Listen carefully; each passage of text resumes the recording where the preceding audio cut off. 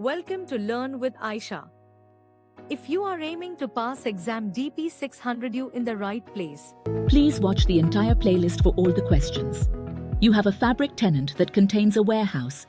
You use a data flow to load a new dataset from one lake to the warehouse. You need to add a Power Query step to identify the maximum values for the numeric columns. Which function should you include in the step? A. Table.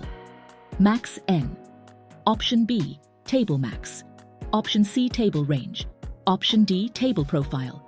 Look through the options carefully and answer the question. The correct answer is table profile.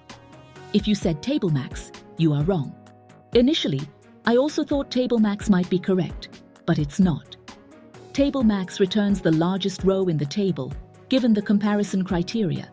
It doesn't provide a summary of the maximum values for each numeric column. Notice that the question asks for the maximum values for numeric columns, plural. If it asked for a single column's maximum value, table max could have been an option. Let's see the other options.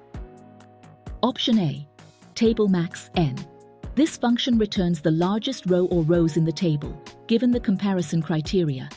It's not designed to return the maximum values for each numeric column. Option C, table range. This function returns a specified number of rows from a table starting at a specified offset. It's unrelated to finding the maximum values for numeric columns. Option D, table profile provides a statistical summary of a table, including the maximum values for each numeric column. This makes it the right choice for our requirement. So, the correct answer is Option D, table profile. Just a reminder, make sure you read the questions in the exam carefully so that you don't make silly mistakes.